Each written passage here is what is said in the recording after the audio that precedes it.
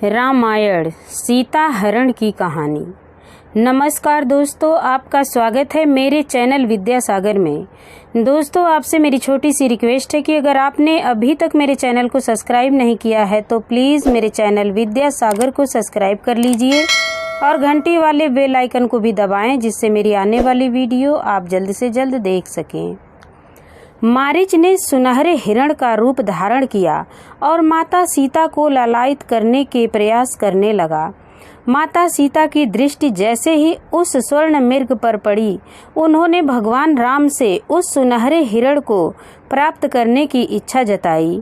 भगवान राम सीता जी का ये प्रेम पूर्ण आग्रह मना नहीं कर पाए और छोटे भाई लक्ष्मण जी को सीता की सुरक्षा को ध्यान रखने का उत्तरदायित्व सौंपकर वह स्वर्ण मृग को पकड़ने के लिए अपने धनुष बाण के साथ वन की ओर चल पड़े। उन्हें गए बहुत समय व्यतीत हो चुका था। इस कारण माता सीता को अपने प्रभु की चिंता होने लगी कि कहीं प्रभु श्री राम पर कोई विपत्ति तो नहीं आ गई, और उन्होंने इस आशंका को लक्ष्मण जी के सामने प्रकट किया। तब लक्ष्मण जी ने उन्हें समझाया कि हे माता, आप व्यर्थ ही चिंता कर रही हैं। भैया राम पर कोई विपत्ति नहीं आ सकती और उनका कोई कुछ नहीं बिगाड़ सकता। परंतु माता सीता उनकी इस बात को समझ ही नहीं पा रही थी और जैसे जैसे समय बीतता जा रहा था, उनकी चिंता भी बढ़ती जा रही थी। संध्या का समय हो रहा था। प्रभु श्री राम उस सुनहरे हिरण का पीछा करते हुए घने जंगल में जा पहुँचे थे और अब उन्हें लगा कि अब हिरण को पकड़ा जा सकता है, तो उन्होंने अपने धनुष से हिरण को निशाना बनाकर तीर छोड़ा। जैसे ही तीर मारीच को लगा, वह अपने वास्तविक रूप में आ गया और रावण की योजना अनुसार भगवान राम की आवाज में दर्द से चीखने लगा, लक्ष्मण बचाओ, लक्ष्मण बचाओ, सीता सीता। इस कराहती हुई आवाज को सुनकर सीता जी ने लक्ष्मण से कहा कि तुम्हारे भैया किसी मुसीबत में फंस गए हैं और तुम्हें पुकार रहे हैं, अतः तुम जाओ और उनकी सहायता करो, उनकी रक्षा करो। ये सुनकर लक्ष्मण जी ने पुनः माता सीता को समझाया कि भाभी भैया राम पर कोई मुसीबत नहीं आई है और ये किसी असुरी शक्ति का माया जाल है, अतः आप व्यर्थ ही चिंतित हो रही हैं। ये सुनकर भी माता सीता ने लक्ष्मण जी की एक बात न सुनी और उन पर ही क्रोधित हो गईं और उन्हें आदेश दिया कि हे लक्ष्मण, तुम जाओ और मेरे प्रभु को सकुशल ढूंढ कर लाओ। माता सीता के इस प्रकार के आदेश के कारण लक्ष्मण जी को अपने भैया राम के आदेश की अवहेलना करनी पड़ी और वे प्रभु श्री राम की खोज में जाने के लिए तैयार हो गए। परंतु लक्ष्मण जी अपने भैया राम के द्वारा दिए गए सीता माता की रक्षा करने के आदेश को पूर्ण करने के लिए उन्होंने एक उपाय सोचा और उस उपाय के अनुसार उन्होंने कुटिया के चारों ओर एक रेखा खींच दी, जिसके भीतर कोई नहीं आ सकता था। फिर उन्होंने माता सीता से निवेदन किया कि भाभी, ये लक्ष्मण द्वारा खींची गई लक्ष्मण रेखा है, इसके भीतर कोई नहीं आ सकता और जब तक आप इसके भीतर हैं, आपको कोई हानि नहीं पहुंचा सकता। अतः मैं आपसे प्रार्थना करता हूं कि चाहे कैसी भी परिस्थिति हो, जब तक मैं अथवा भैया राम वापस न लौट आए, तब तक आप इसके बाहर अपने चरण न रखें। माता सीता इस बात के लिए सहमत हो गईं और कहा कि ठीक है, मैं इसके बाहर नहीं जाऊंगी। अब तुम प्रभु को ढूंढने जाओ।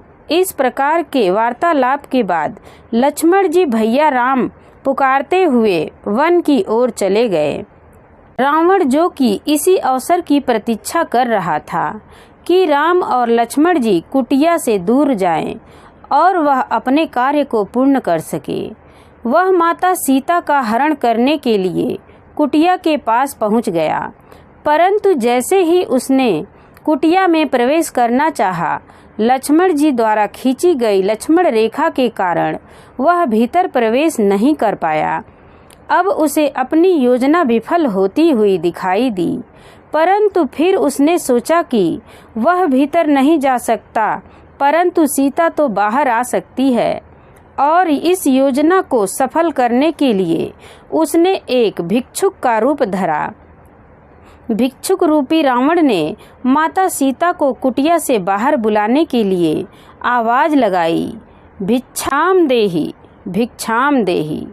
माता सीता ने जब इस प्रकार की आवाजें सुनी तो वे कुटिया से बाहर आईं और भिक्षुक रूपी रावण को भिक्षा देने लगीं, परंतु वे अब भी कुटिया के भीतर ही थीं और रावण उनका अपहरण नहीं कर सकता था। तब रावण ने एक और स्वांग रचा। रावण, जो कि एक सन्यासी भिक्षुक के रूप में था, क्रोधित होने का नाटक करके कहने लगा कि किसी सन्यासी को किसी बंधन में बंधकर भिक्षा नहीं दी जाती।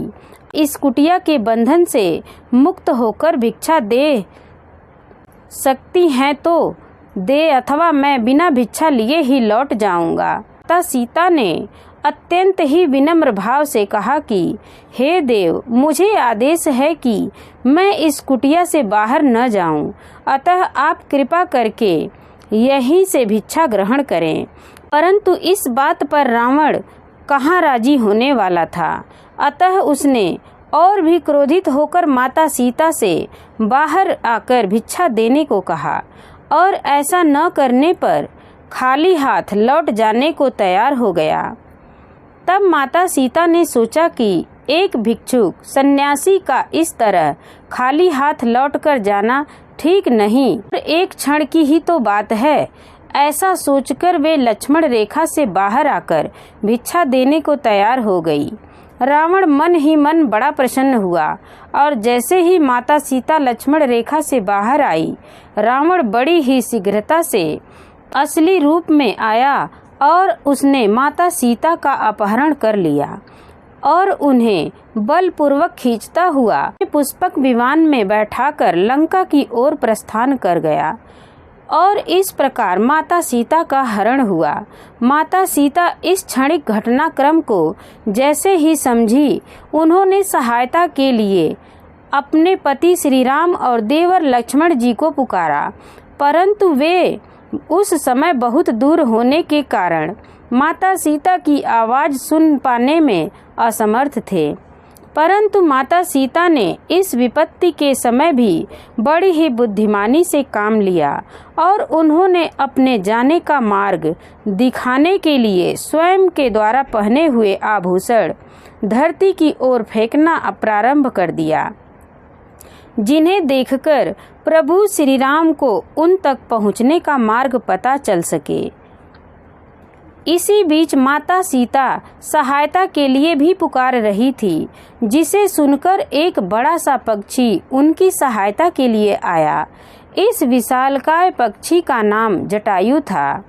वह रावण से युद्ध करने लगा, परंतु अपने बूढ़े शरीर के कारण वह ज्यादा देर तक रावण का सामना नहीं कर पाया और फिर रावण ने उसके पंख काट दिए। इस कारण वह धरती पर गिर पड़ा और कराहने लगा।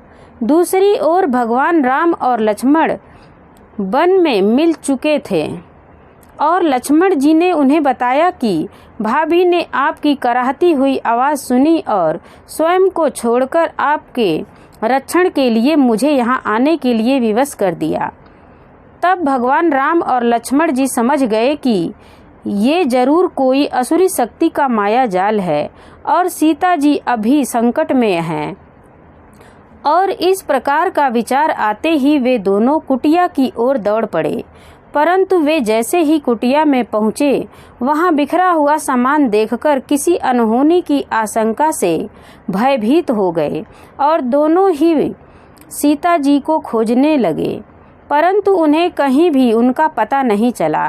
तभी उन्हें माता सीता के आभूषण दिखाई दिए, जिसे भगवान राम पहचान गए कि ये तो सीता के आभूषण हैं और वे उसी दिशा की ओर बढ़ने लगे जहां माता सीता के आभूषण मिले थे।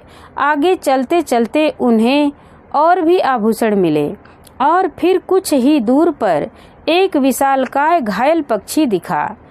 यह जटायु था, जिससे पूछने पर पता चला कि माता सीता को राक्षसों का राजा लंकापति रावण हरण करके ले गया है और इस प्रकार माता सीता के हरण की सही जानकारी उन्हें प्राप्त हुई।